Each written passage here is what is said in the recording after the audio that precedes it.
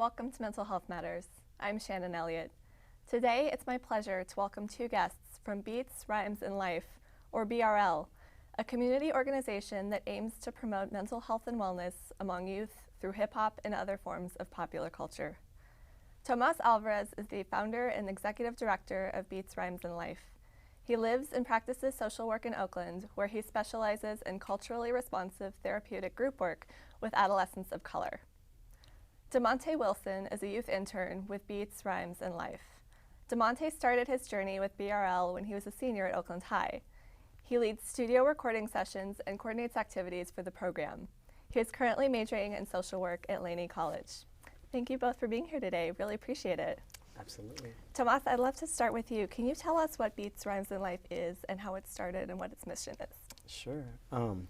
So Beats, Rhymes, and Life is what we call a hip-hop based nonprofit social work agency. And we are based in Oakland, California, in Alameda County. And our mission is to promote mental health and wellness among youth and young adults of color, using hip-hop and other forms of popular culture as a catalyst for change and for development. Great. So what does that catalyst for change look like? What are you hoping to achieve through that? What we're hoping to achieve, we have what we call a multi-faceted kind of focus. So we're looking to promote change at the individual level, community level, and also systemic level. So we're looking to not only have an impact on the lives of youth that participate in our programs, but also we're looking to have an impact in the communities, the greater communities that we work within, as well as systems of care that support those communities or serve those communities. So we're also looking to have an influence on the way in which social work is practiced in diverse communities. So how was BRL born? I know you mentioned back when you were starting out at Berkeley High in 2004 through your master's program. Can you talk a little bit about that? Absolutely. So in 2004, I was interning as a clinical social worker at the Berkeley High School Health Center, which at the time was providing comprehensive health services, which included mental health. And so being one of the few clinicians of color, they thought naturally to try to pair me with some of the young men of color that they had been having a difficult time engaging at the school.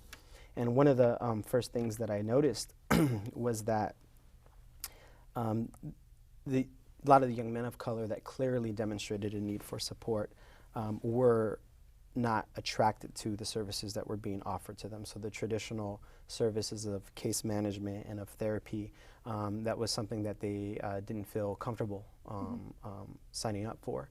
And so it became very challenging to do this outreach and to engage this demographic of youth. And I had an idea to develop and pilot a rap therapy program, a therapeutic group that met after school that really looked to hip-hop culture for inspiration and focusing specifically on the art of rhyming and freestyling and writing raps. And so I pitched it to my supervisor at the time and had a lot of support from her.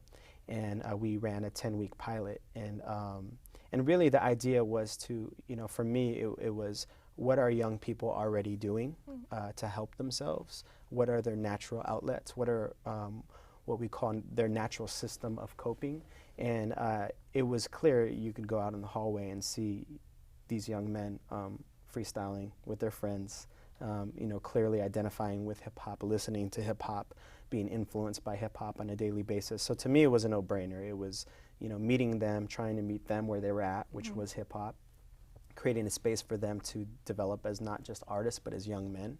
And we had tremendous success that first year and really were inspired to really see, well, what is it about this group? What is it about rap therapy that can be useful in partnering with and engaging with diverse youth populations? Yeah. So Damontae, how has hip-hop therapy helped you, and how have you evolved through the Beats, Rhymes, and Life program? I know you started not really knowing about it or kind of skeptical, like I'm not really sure about this guy Tomas and what he's doing, and now suddenly you're working for them and advocating for them. So could you tell us a little bit about your story and your journey and where you are now? Well, it's helped me through school and just life, because it's like, it showed me like I can talk to like people and they won't judge me. Like when I came to Beats, Rhymes, and Life, I was in a moment in my life where I wasn't really going to school, and I was already rapping, so like that's what connected me to the program. So when I talked to Tomas, they was talking about therapy and all that type of stuff, and I was like, I don't really want to come because I don't want to talk to nobody about my personal life. And then when I came, I stayed there for the whole day, and then I knew the kids there, and everybody was rapping and talking about their personal information. And then I was like, that's cool, because I never heard kids talk to each other about that. And then at the end of the session, we all rapped, and everybody gave praise about what they liked. And then I just felt like this is where I can be at after school, because like everybody like to do what I like to do, and I get to hear everybody's stories, and then give back my story. So how has that helped not only from a therapy perspective, but in your own musical journey? I mean, you just love rapping regardless of whether it's for therapy or not. So how has that helped you develop your musical talents? It gave me different things to think about. Like, before I used to rap, I just used to make songs. Like, whatever I hear on the radio, I tried to stay relevant with, like, relevant songs that was on the radio. But then, like, Candy Beat Songs in Life, I was like, it wasn't about, like, being relevant with the radio. It was about whatever you wanted to say and your feelings and whatever you want to talk about. So that's what it just made me just think more better and have more ideas to talk about. Yeah. So this is a question I'd like for both of you to answer. So there's a perception out there that, rap and hip hop promotes misogyny and violence and other really negative sorts of things. How do you see hip hop as a catalyst for change? Obviously, you're doing something really positive with it and something that society would probably consider unique with it. So what are your views on that? It's funny, we were talking last night with our staff, and this was one of the questions that we kept, just everybody had a lot to say, and so it was just like where to begin. Mm-hmm. So I understand that a lot of people look at hip-hop, and if you are not coming from a hip-hop background and you are not a part of a hip-hop community, it can be very easy to look at hip-hop and think that what we see on TV and what we hear on the radio is hip-hop, and that's the whole picture. And that is not true. That's not the case. There's an entire side or multiple sides of hip-hop that we are not exposed through mainstream media.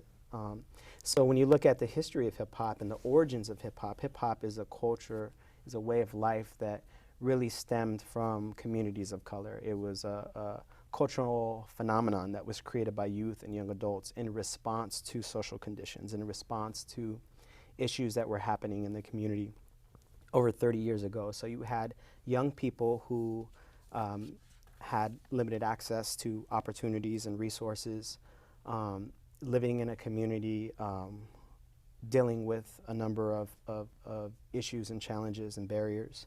And you had basically communities that had been abandoned and de-invested. And you had young people come together and say, we're not going to look outside of ourselves for these solutions, for our salvation. We're going to look inward to our own creativity, and we're going to look toward each other, towards our community. And so you had the cultural, what we call the elements of hip-hop were born. So you had the DJing, the graffitiing, the b-boying, the MCing.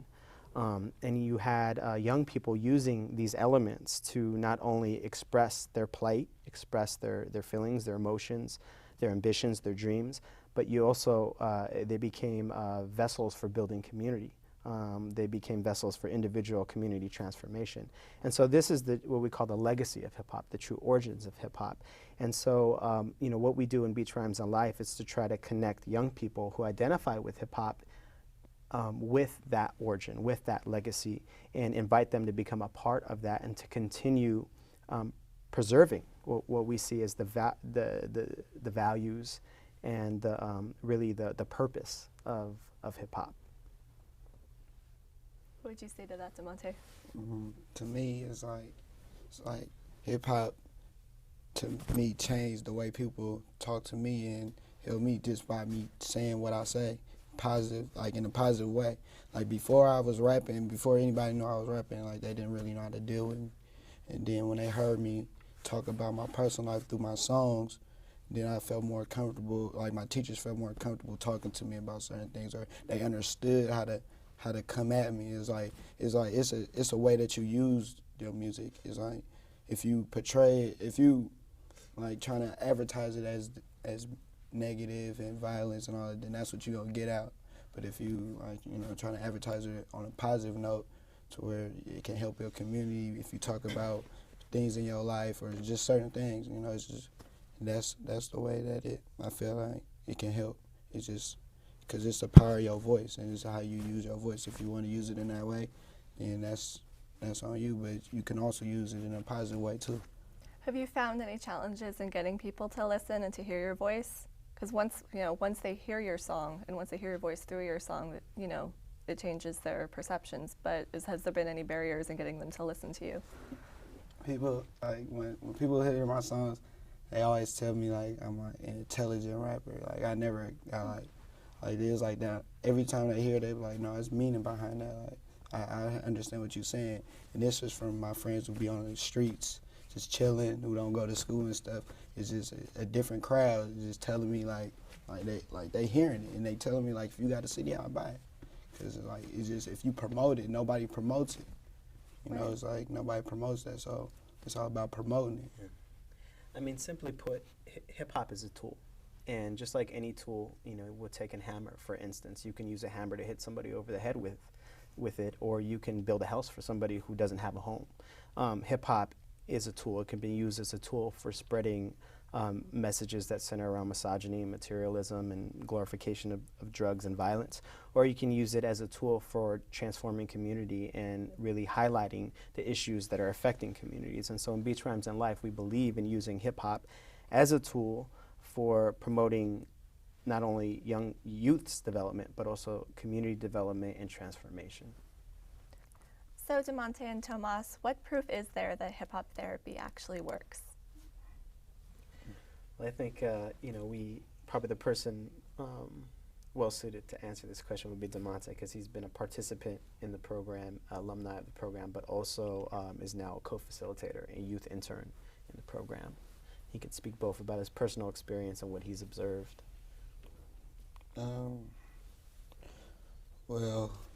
Just coming to the group, just knowing that other kids is there with you, like when you come to programs, like sometimes, the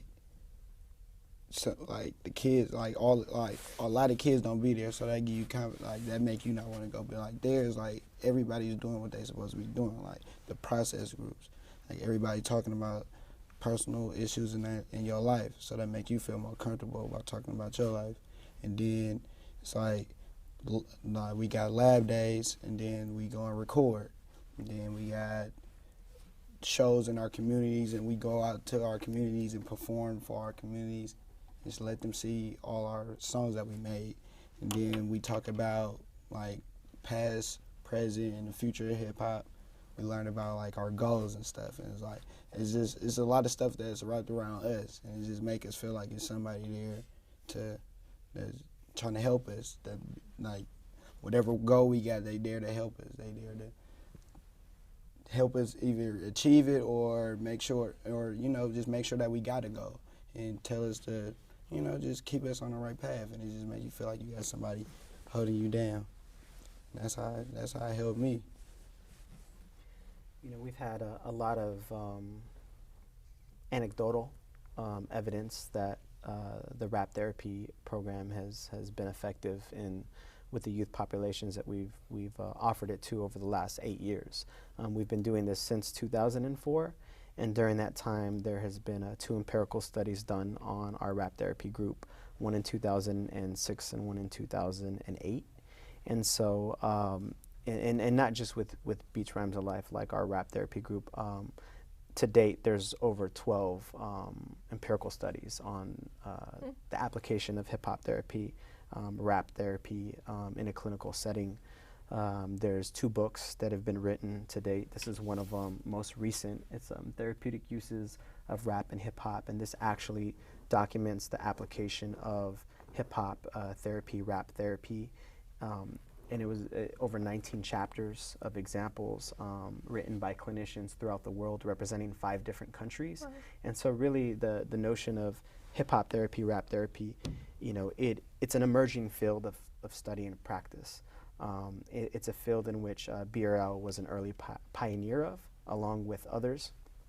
And, and the empirical evidence that it works is important. But what we've observed over the last 8 years has been really powerful and inspiring to see how it transforms the lives of so many youth, and not only of youth, of clinicians that are learning this approach and this model and doing this work. We can look at something, around rates of attrition. When you're talking about young folks of color and you're talking about mental health services, there are a number of barriers that traditionally have gotten in the way of them accessing those services. And so some of those barriers, in my opinion, the greatest barriers are what is being offered. Is it strength-based? Is it youth-centered? And most often, it's not. The second largest barrier is you're looking at, well, who's offering the service? This field, social work, is a field dominated by white women. And so when you're talking about youth of color and what they're being offered and who's offering it is not something that they can identify with, then instantly that's going to be a barrier. Lastly, is it culturally relevant? Is it culturally congruent? Does it reflect the values and the cultural expressions of young people? And most often, it does not. And so when we look at rates of attrition, it's no wonder why so many young people of color do not want to access the services that are being offered to them. And so Beach Rhymes and Life has been very successful in engaging young folks of color and remixing mental health and remixing therapy and really looking to hip hop to be able to do that. Some of the outcomes that we've observed over the year has been an impact on academic performance, has been a reduction in recidivism in going back to juvenile hall. It's been an increase in self-efficacy, agency, their ability to form positive and healthy relationships with peers because they're learning to do that through the music, through the expression, through the group. We've seen just a number of outcomes to us that suggest that this is something that is not only relevant and useful, but this is something that can in fact transform how mental health is offered to diverse communities. It's very inspiring, and not only that, we've operated the RAP therapy group in almost every mental health setting that you can think of. Day treatment schools, inpatient, community-based school settings. And in every one of those settings, we've seen promising outcomes. So really what we're dealing with here is what we call a promising practice. We are not evidence-based, but we are practice-based. In the last 8 years, we've observed the efficacy of RAP therapy, and we've been promoting that efficacy to whatever form we have, and this show now included. Because we want people to know that there's something very powerful here that all clinicians can learn from. Absolutely. And I know, Damontae, last time we spoke, you just said the program made you more confident speaking with teachers, and you weren't as confident before, but after the route therapy, you were suddenly able to talk to them, and it might be seemingly a small thing, but that's huge. Yeah. I don't know what it was, just because just being around adults, I guess, like Tomas and Rob and Mr. Carter. Those are the three people who were there in my cohort. But yeah, like just being around them and just in the way that they used to talk to me, like they weren't like we were partners, and they was like on a higher level than me. Just like, and then like I don't know, like just going through school, I always used to get into it with teachers and principals and stuff. Like I didn't like just defiant, but it's like when I started working with Tomas and them, I had an understanding of like different people. Like it's like they're not just teachers. They people, like, they have feelings and they got bad days at work and just thinking about extra stuff. So it's like I didn't give people hard times, and I just made things easier for other people. And in return, I got the same. So, yeah. Damontae brings up a good point. The group that he participated in was a school-based group. And so one of the outcomes that we've seen in a school setting is an impact on school climate. And so, what we know about schools is that if young people do not feel connected to their school, if they do not feel connected to their teachers, to their peers, then they're more likely to engage in antisocial behaviors. So one of the outcomes that we witnessed at Oakland High was that youth felt more connected to their teachers, to their school. They felt a sense of pride. For Damontae's group, we actually did a school assembly hip-hop concert. And that was one of the goals and one of the projects of the youth in the rap therapy group. And that had a tremendous impact on their peers and on the school at large. I mean, it was the talk of the town for several weeks. And through it, a lot of youth were introduced to Beats Rhymes and Life and wanted to sign up. And so in the following year, we had this tremendous response with youth signing up. And what we realized is that regardless of all the outreach that we do, the best possible outreach and promotion of the program that we could possibly do is through our youth. If they're successful, if they're creating music and albums and performing and developing as a result of that, they're actually inspiring their peers. And so this brings up a really a key concept for Beats Rhymes and Life that we've learned through our practice over the years is this notion of co-creating efficacy. And so people are constantly looking at how do we better offer services to young people of color? How do we better engage and partner with youth of color? And what we've observed through the rap therapy group is that when we partner with young people, we can do amazing things. And that is infectious and that's inspirational. And so we realized that BRL is not just a rap therapy program. It's not just a nonprofit organization. Really what we're talking about is building a movement. And it's a movement that our young people help shape. And it's a movement that they help lead with adult allies. And that's a very different position and stance to take in the field of mental health and social work. Yeah, and also affecting the entire community and not just the person that has the mental health issue. And that brings up a great point. You know, a lot of, mental health operates within a system that is inherently pathology-based.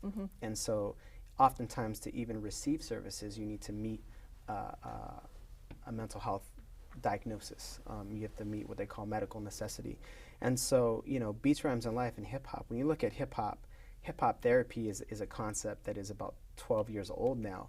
But really, the idea of using hip-hop as a form of self-care, that is something that is over 30 years old, and that came from the community. And so when we talk about hip-hop therapy and rap therapy, really what we're talking about, this is a community-identified strategy towards health, towards wellness, towards individual community transformation. And what Beats, Rhymes, and Life has done has found a way to partner with that community identified strategy and has designed entire programs that center around that. That allows us to be effective and successful in the communities that we're working in, because we're not taking a top-down approach. We're actually literally meeting the community where they're at and looking to what their strengths are. What do they bring to the table? What are they already doing to help and to heal themselves? Yeah. So where are some of the alumni and graduates right now? I'm looking at one, so you won't get out of this question. But yeah, both of you, where people, where'd they end up? I mean, well, it's their decision whether they want to be a part of the academy or continue to use what they learned through the program and try to make something of their life or whatever. What's the academy? The BRL Academy is what I'm a part of right now. It's an academy for the alumni who show leadership through the program and want to become interns, and it's like to help us become staff later if we want to become staff like after the 4 years. And then after that, if you want to become staff, you can.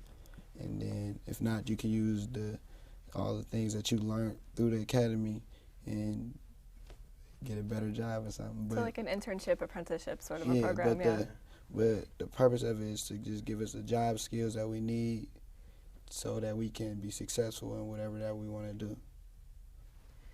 And the academy really was inspired by our alumni.